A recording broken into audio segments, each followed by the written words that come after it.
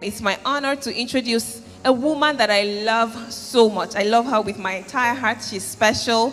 She's an amazing woman. She has a vast array of experience in numerous industries. She has proven administrative qualities that span decades of hard work in the private sector, which eventually resulted in her recommendation to the public sector.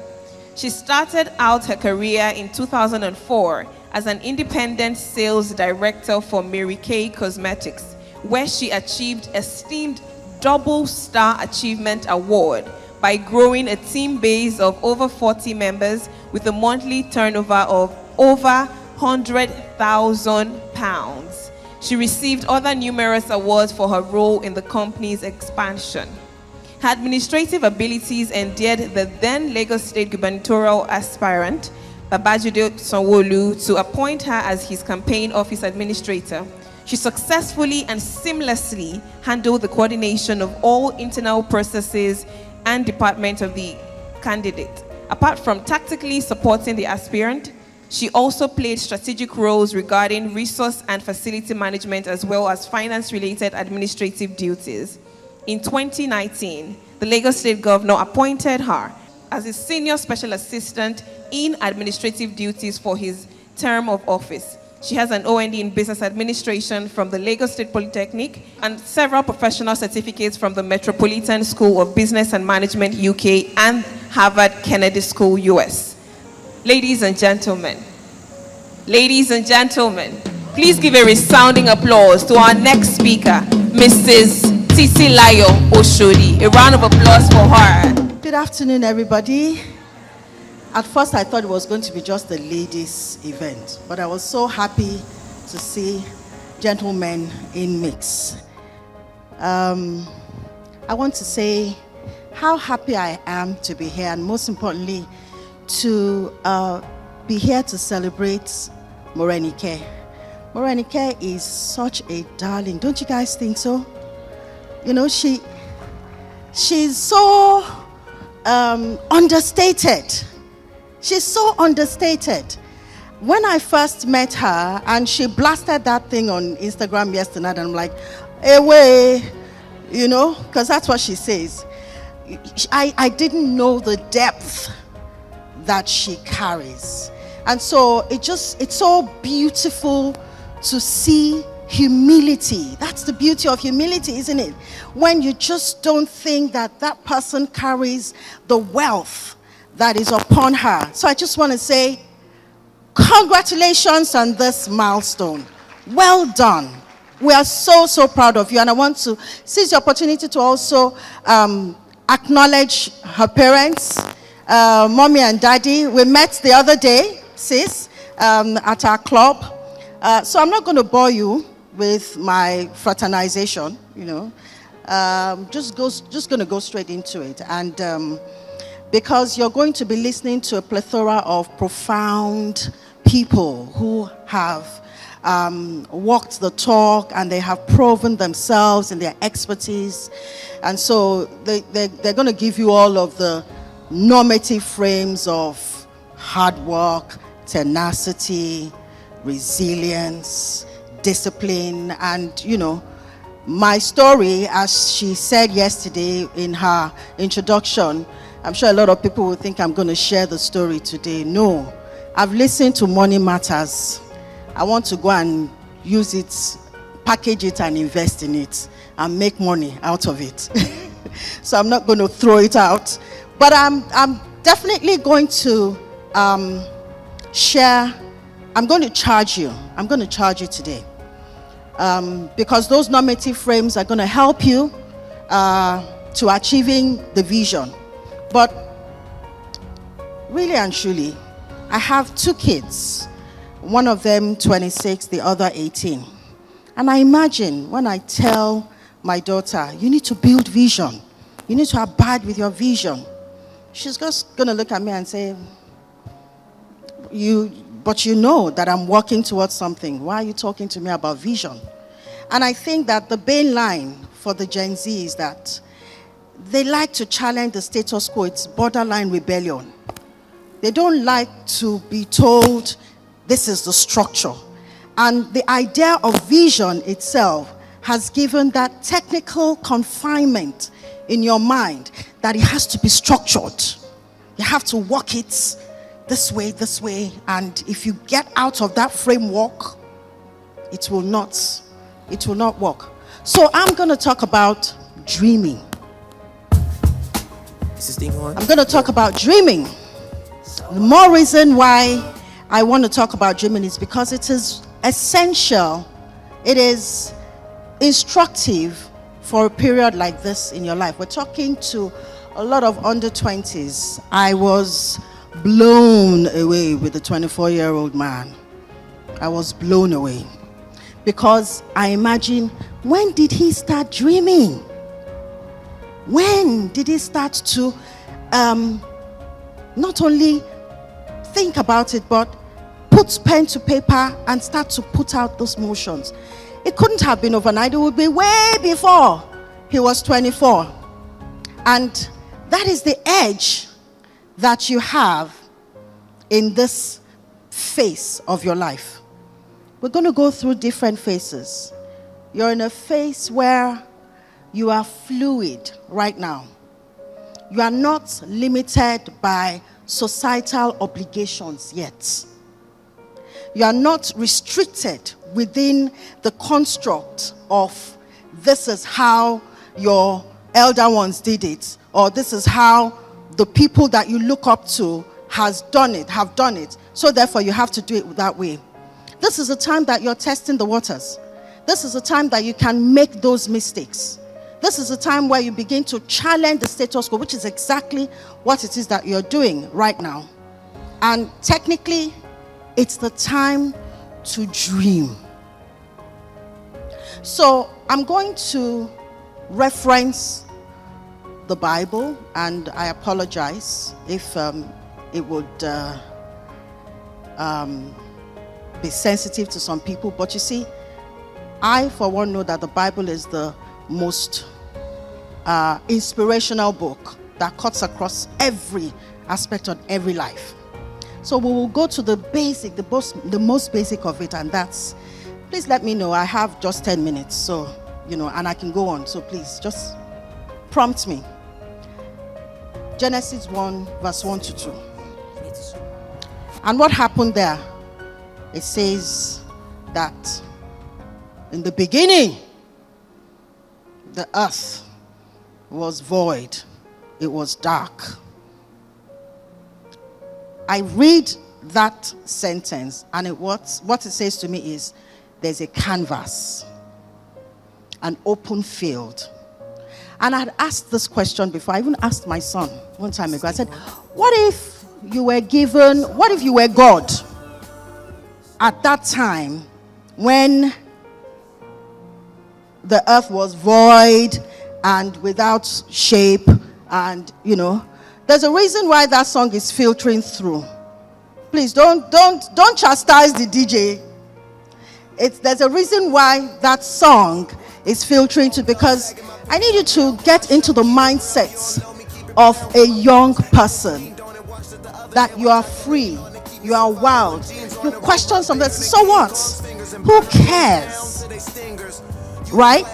So I asked my son, I said, what would you do if you were God? What would be the first thing that you would call out in that void, shapeless, dark space? And he said, I would create a robot, and I would have the robot have lumens and frequency of light, and he would do this, and he would be able to landscape, and he would hove around, and he gave me all of that technical jargon. I asked another young lady, I said, if you were God at that beginning, what would you do? She said, I would ask for a rainbow, a huge, big, bright rainbow. What am I pulling out here? The place that you are at in your mind as a young person, never take it for granted. The thoughts that process through your expressions. Do not take it for granted. There's power in the face that you are at right now. Your thoughts, your imaginations, the vividness of what you can touch. Because scripture says again, suffer little children to come unto me, for theirs is the kingdom of God. Why? They are innocent. They're not restricted. They've not been stabbed back and forth with life. They've not been bashed with politics, rhetorics of the society, obligations of what is expected of you as the child of Molein or as the child of Odutola. And then that puts that limitation and that restriction, and it guides you. But you have the ability to shake that off and build the dream. Test the waters and build the dream. Who is controlling your dream? One question I want you to ask yourself. Are you the one controlling your dream? Imagine going to, I reference a jackpot, people who want to jackpot right now. And all of their mindset is about jackpotting. I can't do anything in this country. There's red tapes, there's obstructions, there's limitations, government policies, it's not working. I am jackpotting. And you put all of what you have together, you spend money, and then you go to the consular officer, and the consular officer says, you cannot travel. What have you inadvertently done? You have inadvertently given the consular officer the control of your destiny. But if you had said to yourself, I want to deal in cryptocurrency,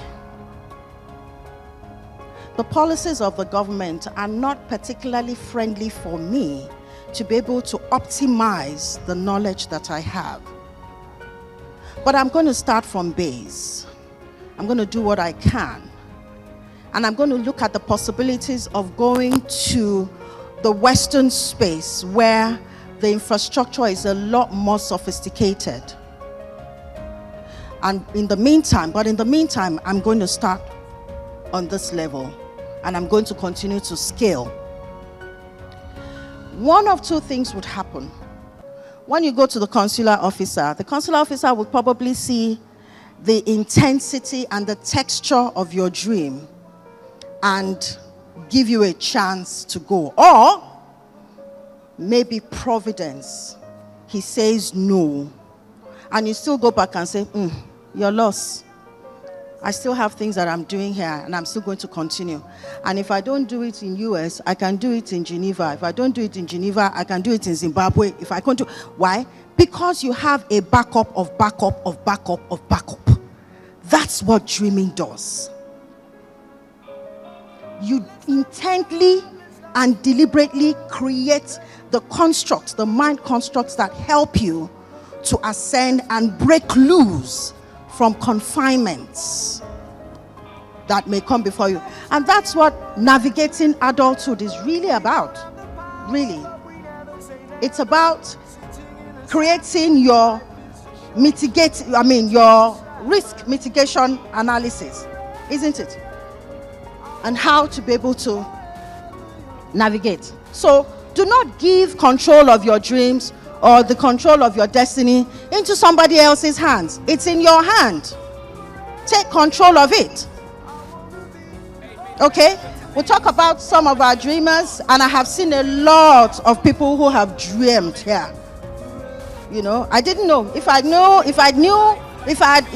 that we would see these people, I wouldn't even reference people like Steve Jobs that I wrote in my notes, or Oprah Winfrey, because those are all the popular ones, you know. I wouldn't say Kate Middleton. Let's dwell a bit on Kate Middleton. Let's, interrogate her trajectory, her progress. That young lady made deliberate decisions in her growth. Would you agree with me? That she was one person that was very strategic about where she was going to school. She wanted to go into aristocracy. She understood what it needed for her to be in aristocracy. Otherwise, the tabloids would have shredded her if they found anything. Obama was and is thus far the first American black president, right? Do you think that if Obama had been careless about his decisions, about his choices, about his options, do you think that he would have become the president? Because innately, Americans were not ready for that. But even though they were more ready for a black president than a woman president, but you know, that's a story for another day. Right? So, the assignment, or what I want to charge you is that you want to ask yourself, what do I want to be? What do I want to become? What would form the base or the baseline of that choice? You need to put pen to paper. A lot of people have said that today. You need to be intentional. Okay? Put pen to paper and say, what do I want to be? Am I going to be the most prolific performer? Would I be the greatest scientist in Nigeria?